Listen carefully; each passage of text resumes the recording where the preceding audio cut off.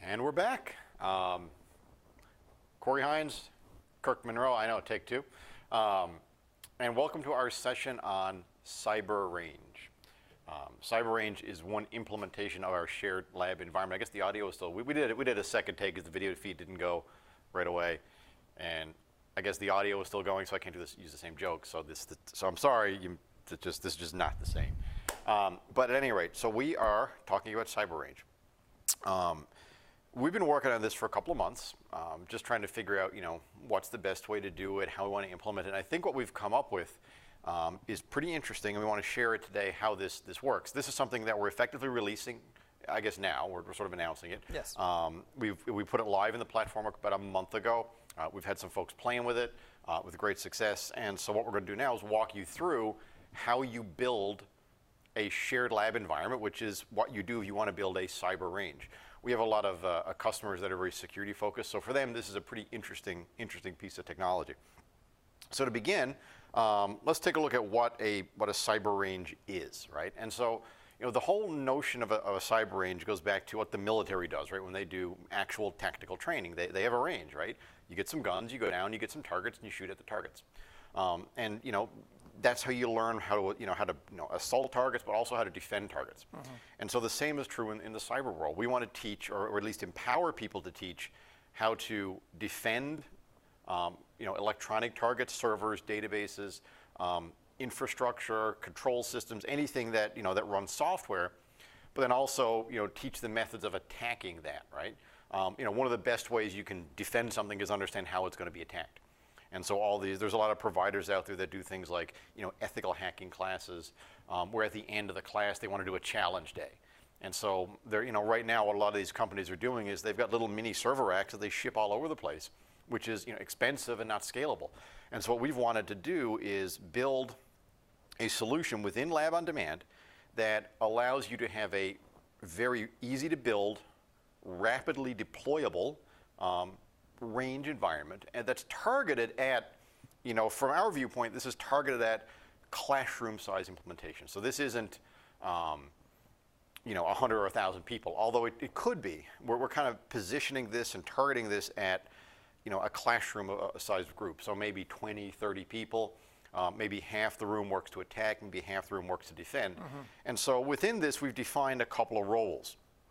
And so if you look here on the screen, we have a shared target.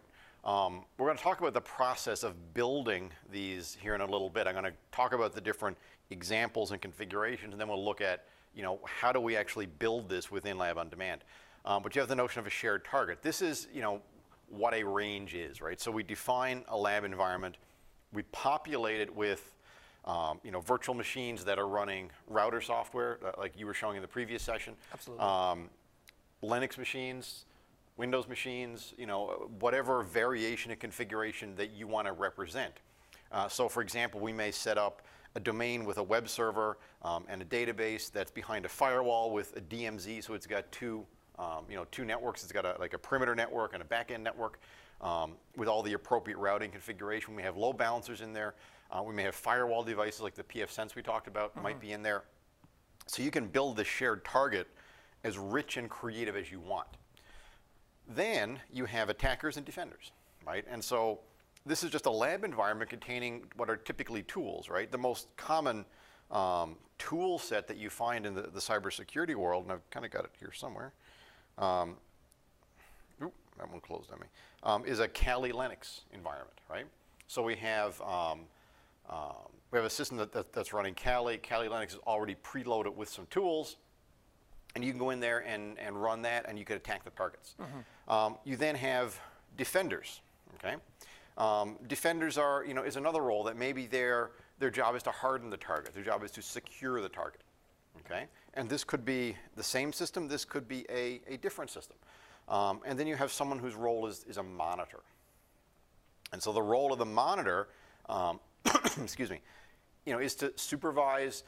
Manage the target, maybe reset virtual machines. For example, if a web server gets taken down, they can go in and reset the web server so the next person can attack it. They can interact with the participants, whether they're attackers or defenders, using monitoring tools. that we have built into the platform. So there's a lot of different capability to service these roles, the shared target, the attackers, and the defenders. I kind of think of the monitor as like the dungeon master. I used to play D&D back in the day, right? And so wow, you're dating yourself. I know. But anyway, yeah, so the monitors, keeping track of everything and coordinating between the different teams and yeah, so the same idea as a dungeon master. My little example here I had running, I ran it too early and it closed out on me. So we're going to have to fire that up here in a little bit again, but that's okay. So I'm just going to spin. So just bear with me. So I'm going to spin this thing in the background again. So here's my class. You're going to see what all this looks like here in a few minutes. So the whole cyber range concept and the whole shared lab concept is really cool because, I mean, we're talking about the security twist, but there are a lot of twists you can apply in here too, right? I mean, I've done a lot of work with PowerShell and DevOps, and so you can think about how DevOps teams have to interact and respond to various things when you're dealing with services that are live and that they need to keep running and maintain high availability, and how do they deal with the unexpected. And so the monitor could throw in the unexpected and have different teams that have different roles and see who responds faster, or I mean, you could also apply security into that scenario too, where your internal team is your DevOps team that's responding to a denial of service attack and making sure the system stays up and running. And all of that applies to this shared lab scenario as well. So let's take a look at some different variations of a shared lab, of a cyber range. So, we talk to folks, okay, what are the most common things you want to do in a cyber range? And so this is by far the most common, what's often referred to as capture the flag, where you have a security class, and at the end of the class you want to do an exercise, right? Take all the skills and tools you learned over the course of 3 days, 4 days, 5 days, whatever, and put those to use to see if you can attack targets that are provided for you. And so to do this, you build a lab that has different roles and services in it. For example, web servers, databases, firewalls, you name it. And in my example here, I've got one network and I put 4 VMs. I've got a web server VM, I've got a database VM, a firewall VM, and some sort of appliance.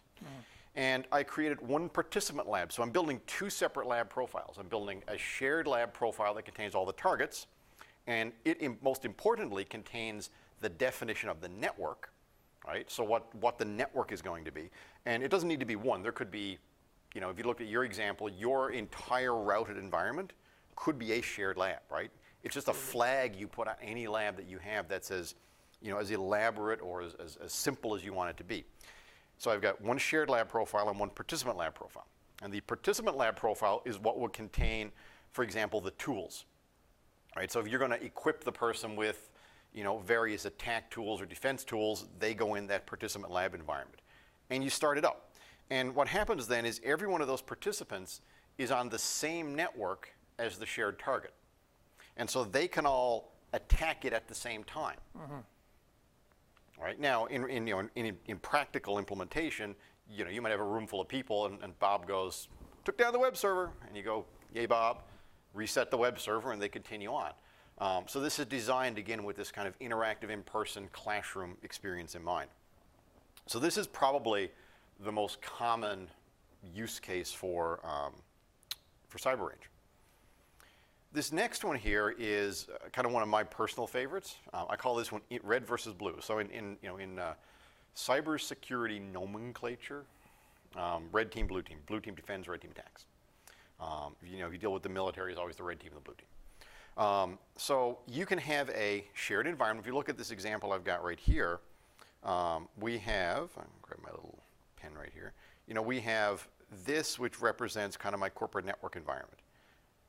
Right, so this green section is my corporate network. And so if you look at what I've got, this would be a 3 VM network. So maybe the 2 servers on top are Windows domain controller and a SQL database on a web server. And the firewall device is maybe a Linux-based pfSense server or some other firewall appliance that you want to run. And then I've defined 2 networks. I've got an internal network and an external network. I've then defined 2 participant profiles. So my blue one is a Windows 10 box that's joined to my domain, right? Now, in reality, because of the way this implementation would work, the blue profile would need to be sysprepped. You'd start the lab, it would finish sysprepping, excuse me, join the domain, and now you're on the domain, you're an in-house administrator, the in-house security admin. The red guy is, maybe a Kali Linux box full of tools. And so the purpose of this environment is the blue guys have to harden the environment before the red guys take it down. That's really cool. Right. So maybe the exercise is, as the blue guys, you've got to go evaluate the biggest security risks, mitigate them as quickly as you can, and maybe you get a 1 hour head start on the red team. Right. So blue team starts at 9 a.m., red team starts at 10 a.m. Blue team gets a head start to kind of scan and mitigate, and then at 10 a.m. you let the dogs out. And the red team goes and tries to take it down. If you've done a good job, you plug all the holes, you buy yourself time. I mean, the scenarios that you have for this are virtually endless, right? And I particularly like this one because I think it simulates, something that's very much a real-world environment. Yeah, I think the potential learning experience here for participants is fantastic because they can play with it in a sandbox where it's still safe, yet still get that experience before they have to deal with it in the real world. So the question that came up is how do we handle the crashing of services? Well, the answer is that this is all completely 100% isolated. It's its own virtual network. There's no way out of the virtual network.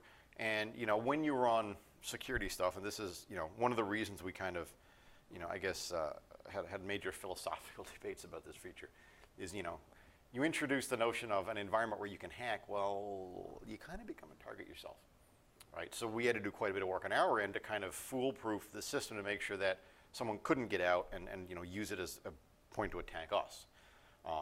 And I feel like we've done a pretty darn good job of it. I guess we'll find out for sure when we're running these things all over the place. But it is completely and 100% isolated across the board.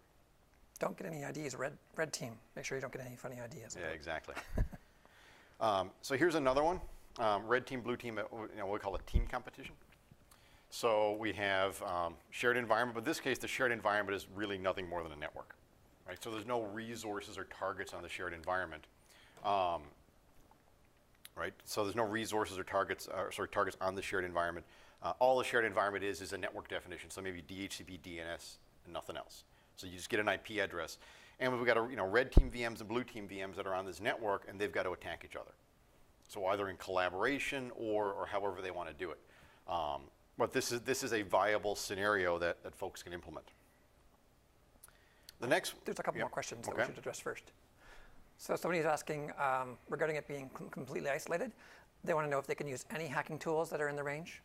That's the idea. Yeah. Yeah. So you load up the range the way you want it to, and then you've got the tools in there. And how do we guarantee that the services and hosts will be available to the customer while performing an attack defend exercise? I don't quite understand that question. So if whoever typed that, they could clarify it just a little bit.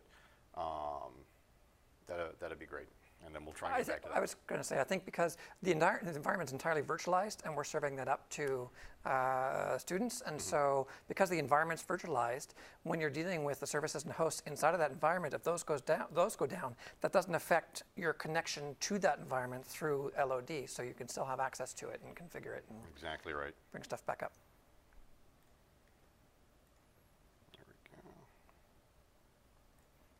I only got a 15-minute timer on these. That's why they timed out. It was my configuration error. All right, so here's another one. I call this one the Deathmatch. Again, I took the names of these from first-person shooter games essentially, and this is just a scenario where again it's a shared environment, but it's every man for himself. I've been in security classes where on the last day of the class they go, everyone gets a VM. Last person with a working VM wins. And it's just fun to do, right? It's just fun to do. So that scenario is perfectly valid too, right? You can have the participants work in teams. You can have them work against. It's all how you decide to organize the activity. And then you can have different sets of participant profiles and tools, right? You can have, here's a Windows VM that's loaded with tools. Here's 3 or 4 variations of Linux. Here's Windows 7, Windows 10.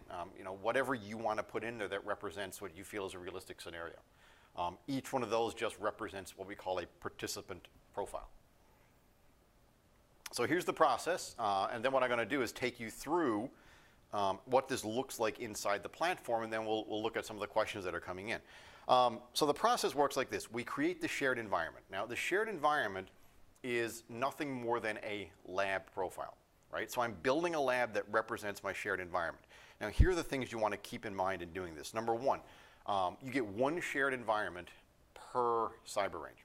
And the shared environment is essentially the range, right? So that started first. It has to provide basic network infrastructure services, such as DNS, DHCP, right? If you want to provide that. But it's going to contain the definitions of the network, and it's going to contain all the targets. So let's say that you want to have 10 targets. Well, your shared environment has 10 VMs in it, right? And you can configure those VMs any way that you want. You can have some that are, completely full of holes that are just unpatched, unsecured. You can have some that are really hard. You can have some that, if one goes down, the other goes. You can have whatever level of redundancy you want.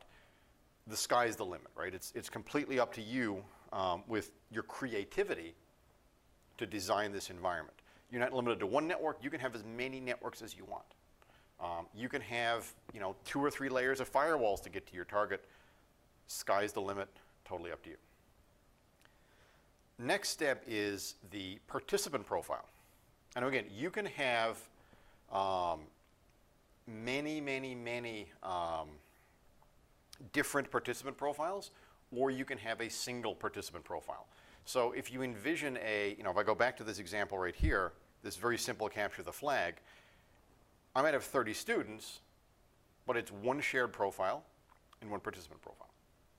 And you multiply the participant profile for each number of students that you have. So you configure that and you test it to make sure it works independently, right? Then you assign them roles. So I assign the shared environment a shared role, and I assigned the participant environment a participant role. Try to say that 10 times fast. And that's just done in the LOD UI, and I'll show you where that is here in a couple of minutes. You then associate the shared and the participant, right? From that point forward, you can no longer test them individually. So once they're linked together with a shared environment, you've got to break that link if you want to test them individually. Otherwise, you have to go into essentially the cyber range environment to do the testing. You then configure what are called inherited networks. So the shared environment is going to have networks defined. The participant environment is going to have networks defined. You designate some of those networks to be inherited. So that's what connects them together, right? So if I inherit the networks from the shared environment to the participant, that's how the electronic connection in the back end actually happens. And then to deliver these, they're done via classes. Okay? So you schedule a class, right? The class defines when the range is available and not available. And so as I said, this is our first version. We envision this being used in typically instructor-led deliveries. So there's an instructor, they've got students in the room with them, or virtually, a virtual classroom, and you're doing it on, Friday at 2 o'clock or Wednesday at 9 o'clock in the morning. And you start the range, the participants join, you do the exercise, you tear it down again. Okay, so that's kind of the flow. So you schedule this as a class, you add the labs to the class, and then you just run it. Okay? And so this can be done, 6, 7, 8 can be done within LOD itself, or this simply becomes something you can do in the LMS. Right, so you already have our OneLearn training management system, our LMS. Then within there, when you schedule a class, if you add a shared lab to that class, you get the participant labs, the share, you get everything. Right? It just all comes in. So it just becomes a regular class you schedule. So the first 5 are all just set up, and then from that point on, 6, 7, and 8 are where you bring in your monitor and your students at various points to get the environment going. Exactly. So that being said, let's jump in and just take a look at how this is configured. Go ahead. Just going to jump back to the questions. I'm going to get this started while you're looking at those questions. Sure. So just to follow on that first question, the one we answered a few moments ago, that's right, yeah. So when you're monitoring the environment and services go down and hosts go down, they can be brought back up by the monitor, and they can be, because it's all just presented to you through your interactive session. That interactive session never changes. So crashing and shutting down, that's fine. You can still access the environment and still work with it to bring them back up. The next question, so question from Mike, to teach ethical hacking, we use live malware in class, including worms and viruses. You're very comfortable with a lab isolation? Yep. Yes, absolutely. 100%. Network's totally isolated. So I'm going to get this little image here starting. This one takes a couple minutes to boot up because I've actually set it to boot just straight off of virtual ISO, so it takes a little bit longer. Sure. So let that one spin up in the background. There we go. So let me just get this guy going here. go. Off it goes. Good deal. All right, so let's take a look at how this actually works. So here on the screen, and we have this full screen for me, that'd be great. Here is a lab definition inside Lab on Demand, okay? And so this is just a regular lab profile that I've called Sierra 01 Cyberian 001. And it's got all the normal stuff that you find in a lab profile. It's got half a gig of RAM, it's got some CPU, it's got some storage, and it's got a couple of networks. Okay? So this is a very simple, very basic lab profile. Now if I edit this, and we come all the way down here to the bottom, sorry, come over to the network tab, I've added networks, and you can see here where I've designated that as a shared class network, right? So this guy right here. So I can have some networks that are shared, I can have some that are not, but it's important that I designate this as a shared class network. So actually, that's a really good question. Does this work on ESXi as well or Hyper-V centric? Right now, this is Hyper-V centric. Unfortunately, VMware doesn't have the same virtual networking stack that Hyper-V does, so we can't do some of the magic we do for this on ESX just yet. We're looking at it though. So this is again a shared class network. So I just designated that as a shared network. Here's my virtual machines. And so this guy here, I've just got a simple, this is a simple environment. I've got a firewall device in there that's doing DHCP and DNS. It's got two interfaces. The WAN side's not connected, but the LAN side is connected to this network I've called Inside Firewall, which is where the different VMs are going to be connected to. And so Inside Firewall, as you can see over here, is designated as a shared network. So that means that my participants can inherit that configuration, and they can attach themselves to that particular network. And then the last thing I've done is over on the Advanced tab, we've got this new area called a Shared Class Environment, okay? Apparently we do support ESX now. Oh, great. There you go. Thank you, code guys. Appreciate that. See how fast we are at doing this stuff? See, look, you request it, we do it. There you go. Any other features you want, tell us now. We'll have them done by the end of the session.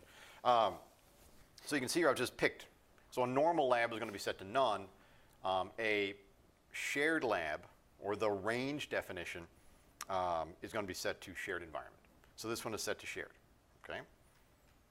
So that's done. That's all I've got to do. And again, this is just a lab profile. I can really take any lab profile, right? If this is an existing lab, I don't got to build it special for this, right? I can take any existing lab, set the networks as shared, set the environment as shared, and I've got a range.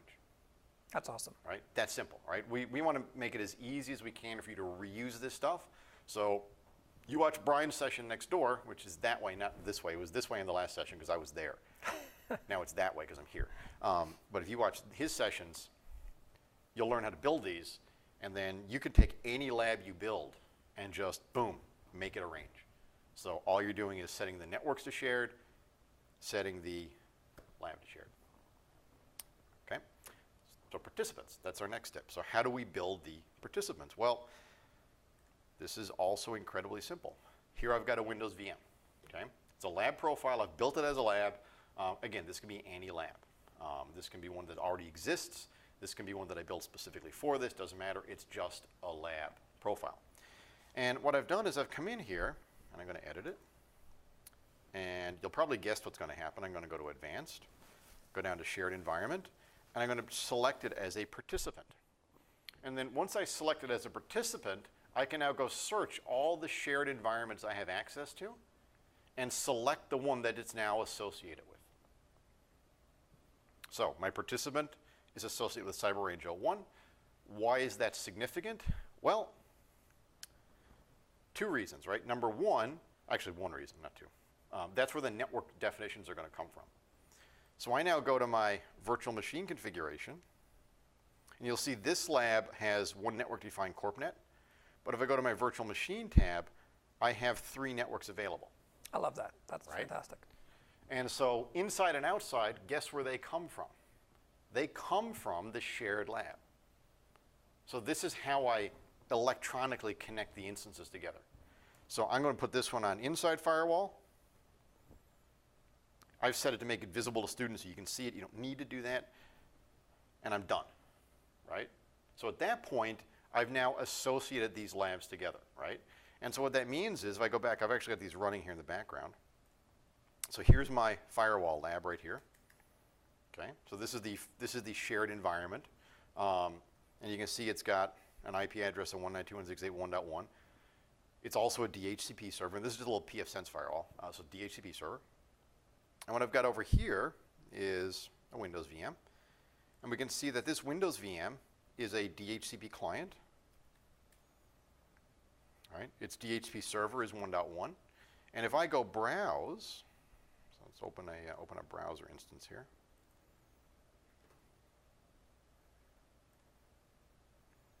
It's going to bring me to that pfSense login. If I flick back over, let's go. I log on. You can actually see here that it's reporting the user logged onto it. So you can see right here that these two are actually communicating with each other.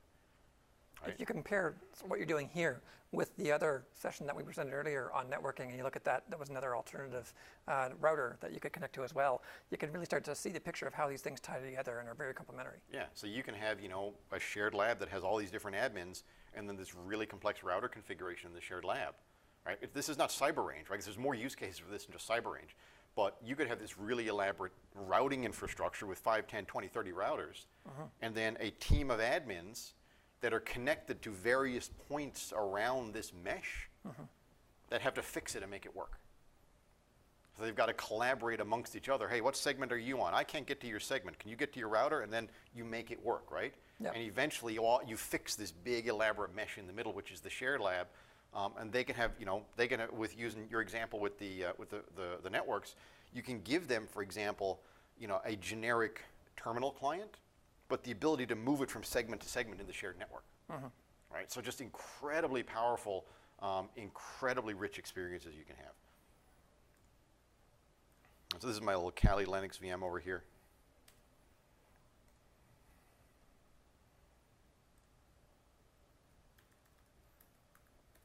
Trying to remember what I put on the password. Oh, I put the password on this one.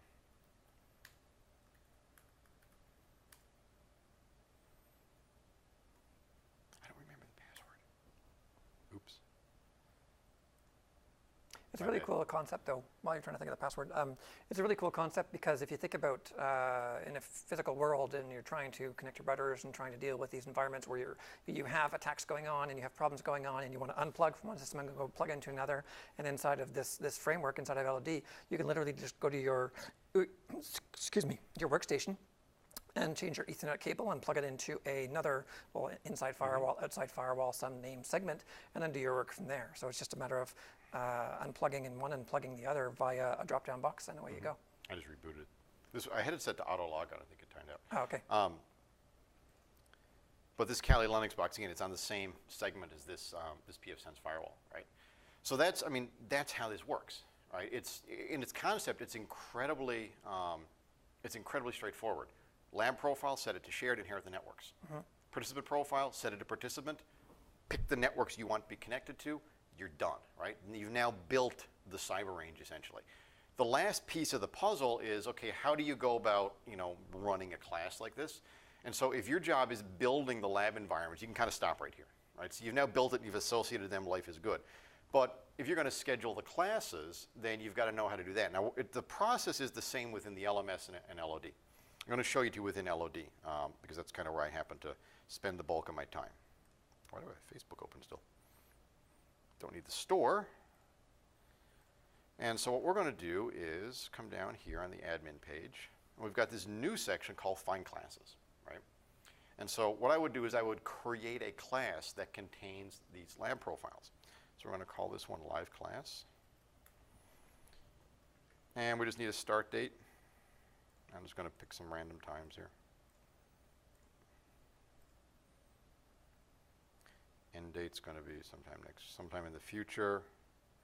That's fine.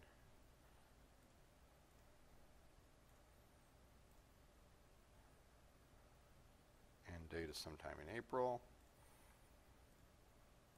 And then you're required to set a max instance. So you've got to designate how big your class is going to be. And this is so the engine at the back end can actually balance things out, right? Because when it deploys your range, it's going to pick the best server. To know the best server, it's got to know how big you anticipate it being. So this is going to be a 10-student class. Right? So this range will allow the range itself plus the participants. Okay? And then I add labs to it. And so what I'm going to do is, and we're going to add a,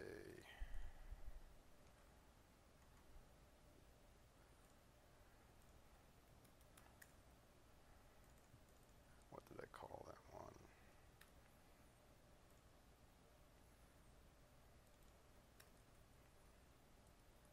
I think this is it. There we go. So we're going to add our Windows 10 lab to it, and we're going to add our Kali lab to it.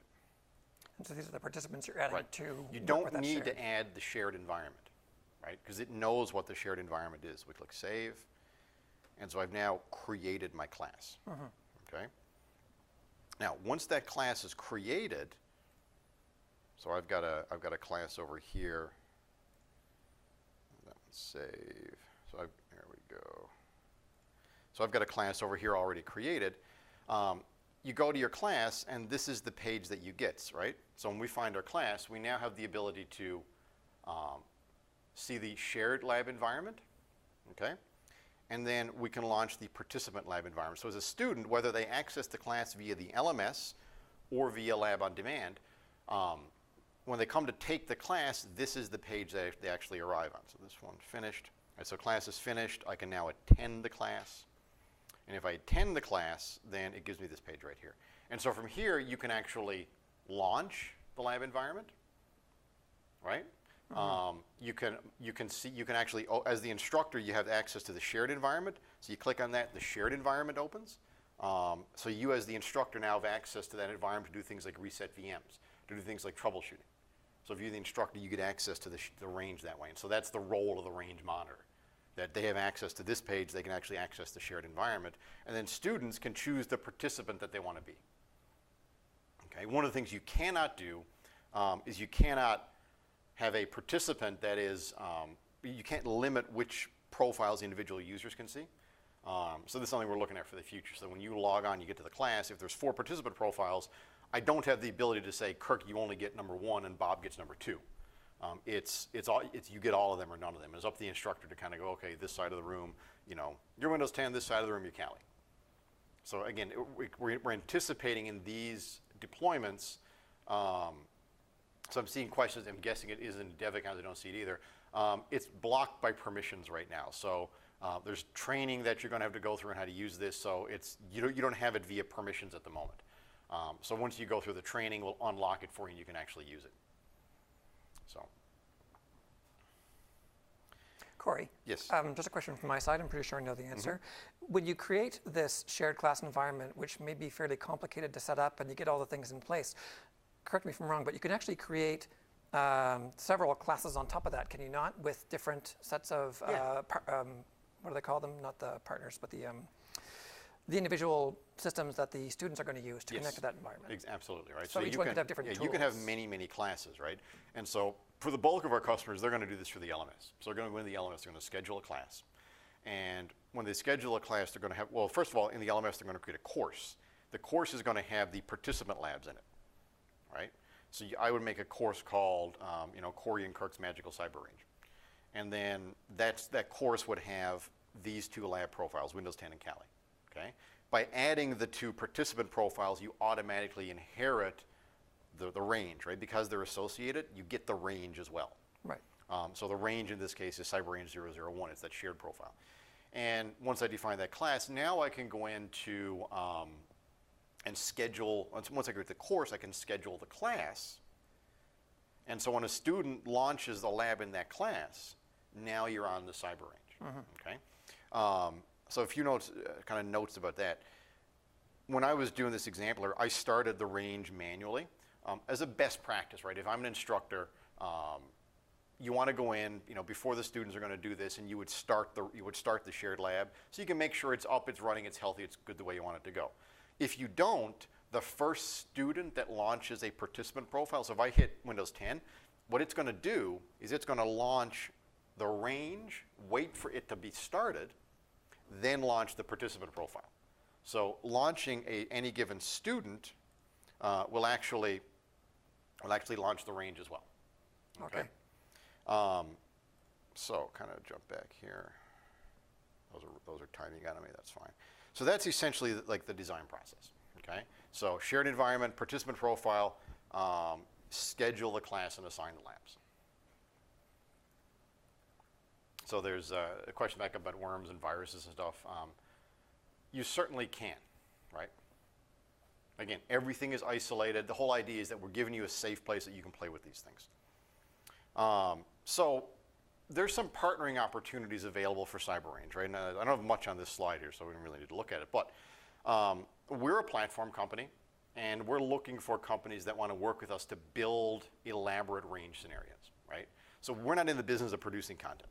We're in the business of producing a platform that you want to work on, a platform that you can use. We're not, and so if you are a partner or a content provider, you can actually, lose my connection here. You can actually build these ranges, work with us, and we can get them out. We've got a lot of companies that have expressed interest in using content that's produced, and there's certainly a lacking of this type of content in the industry right now. So certainly if you feel like you want to build these, reach out to us, let us know, and we can work with you to do that. So, absolutely. With that about wraps up, I think, our session on shared labs and CyberRange. So Thanks. certainly, all the questions, by the way, have been fantastic. Thanks for asking them. That's great. So appreciate you joining, and we'll see you guys again in just under an hour for our next session. Thank you.